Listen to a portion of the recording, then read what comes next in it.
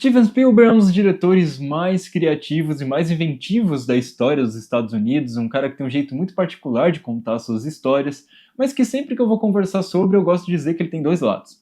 Esse lado genial de um excelente contador de histórias muito criativo e um lado meio melodramático, meio bobinho, ingênuo, que às vezes passa um pouco do ponto e me desagrada. E existem até casos na filmografia do próprio Spielberg em que a gente vê esses dois lados dele meio que colidindo, de filmes que são extremamente bons, muito criativos, mas que hora ou outra dão uma escorregada pra esse melodrama meio bobinho que ele tem, mas que como ele faz todo o resto muito direitinho, a gente passa um pano, olha pro lado, finge que não viu. Mas ele também tem outros filmes que aí já fica mais complicado de defender.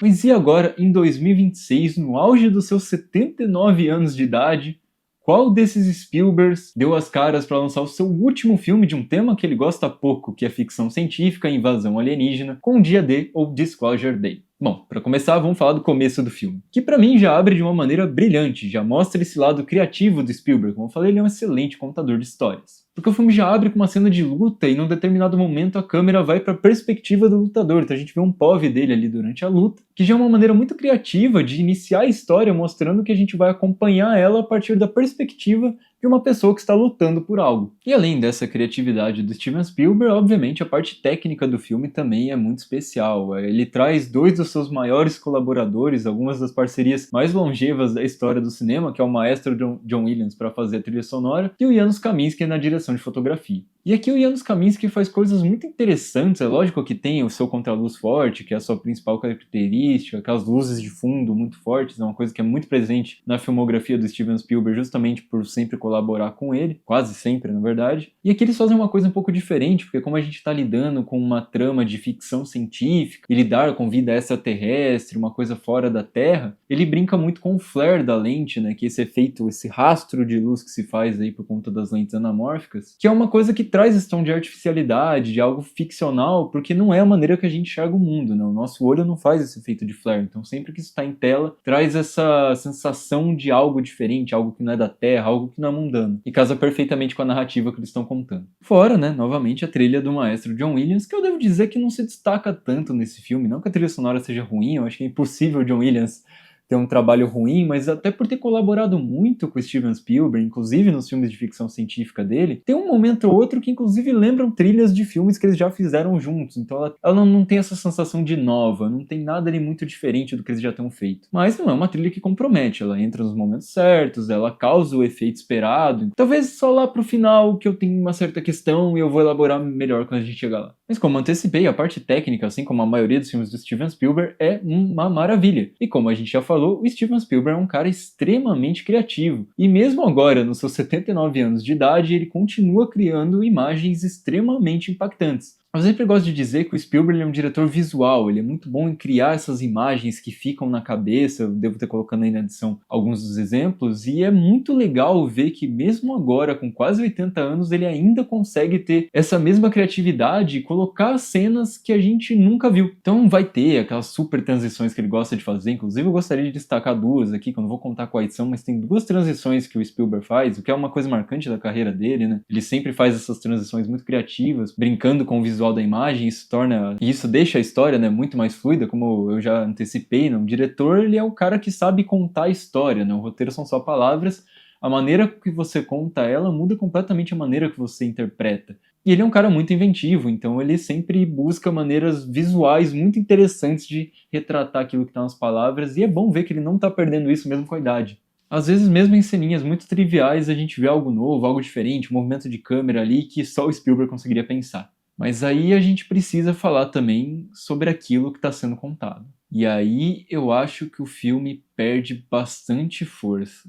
O Spielberg é um grande contador de histórias, mas se a história que ele está contando não ajuda, isso interfere diretamente. Eu acho que isso acontece diversas vezes no filme.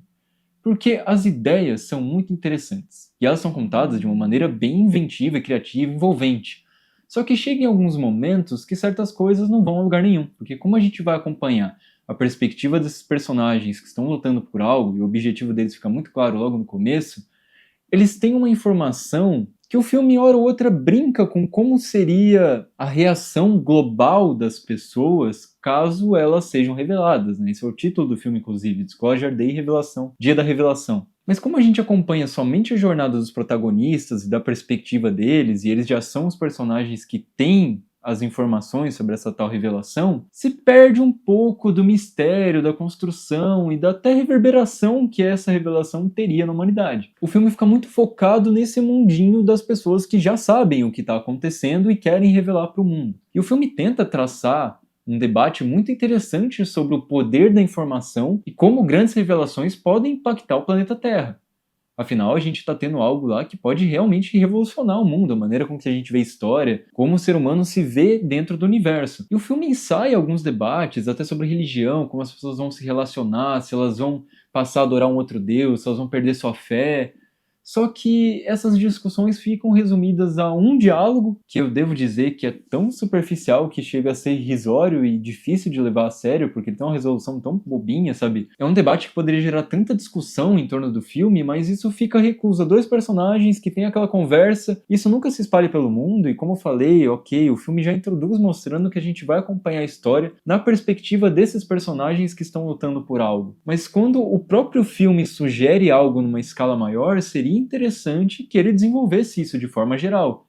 Isso nunca acontece. Fora que para chegar em alguns objetivos e a trama andar e não ficar só nessa sugestão e debate filosófico sobre as revelações, o poder ou não da informação, existem várias facilitações de roteiro que empobrecem bastante a narrativa. Porque, a gente tem um artifício específico que é usado pelo roteiro para solucionar todos os problemas do filme, então a gente tem um personagem que é o do Coma Domingo, que eu até elogiei numa crítica recente aqui do filme do Michael, porque ele é um excelente ator, mas aqui ele tá lá com um personagem que tem todas as informações, ele sabe de tudo, então sempre que a trama tem um problema, recorre a ele para ele dar a solução de alguma forma e acelerar o processo, ou ele usa uma ferramenta que tá lá que tem poderes que não são bem estabelecidos. Ora aquilo faz uma coisa, depois faz outra, e parece até aquelas discussões quando duas crianças estão brincando e às vezes você vai derrotar ela e ela fala: "Não, porque na verdade eu sempre tive esse poder de fogo, então se você encostar em mim, você vai perder." E aí o outro chega e fala: "Não, mas eu trouxe um balde d'água." E aí ele vai jogar o balde d'água na criança e ela responde: "Não, porque na verdade eu também tenho poderes de escudos, então eu bloqueio a água." E aí nada chega a lugar nenhum, sabe? Você tem um truco, uma solução, um problema, e aí esse artifício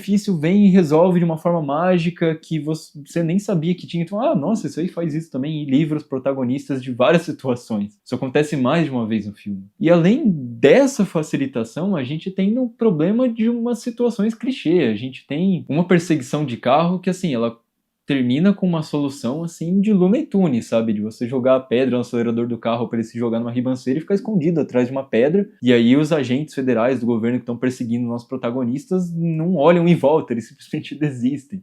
Isso acontece mais de uma vez, num outro período também eles cercam os nossos protagonistas num determinado local, mas deixam a parte de trás livre. Mas em contrapartida, numa outra cena mais pro final, quando as coisas já estão chegando ao fim, aí essa equipe super preparada do governo tem toda uma estratégia para tirar a luz da cidade, para fechar todas as saídas. E nessas outras cenas de perseguição que a gente viu no filme, parecia uma polícia completamente despreparada que não sabia o mínimo sobre tática. E aí, por mais que a direção do Spielberg, como eu falei, consiga trazer bastante energia para as coisas, antes daquela resolução lá de Looney Tunes que eu falei, tem uma cena de perseguição bem legal envolvendo um trem, algo que Spielberg nunca tinha feito na carreira dele, mas esse excesso de facilitação tira um pouco da força daquilo que está sendo contado. E aí a gente se aproxima daquilo que faz o filme ser o filme, né? A grande revelação. E eu acho a revelação do filme uma coisa, assim, extremamente frustrante. Porque, como eu falei ao longo da jornada, ele tenta debater várias coisas sobre informação, teoria da conspiração,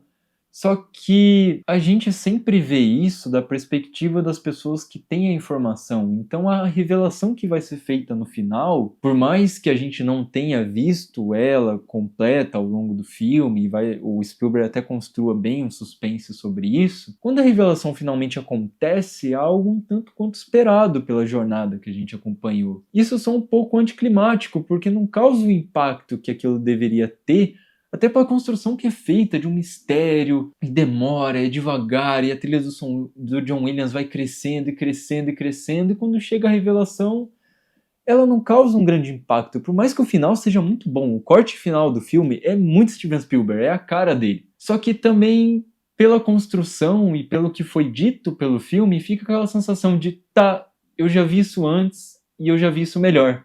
Mesmo sendo a cara do Steven Spielberg, ele é um grande contador de histórias, como antecipei, se a história que ele está contando não é tão boa, mesmo com a sua grande e inventiva direção, o impacto fica longe de ser um dos melhores filmes da sua carreira.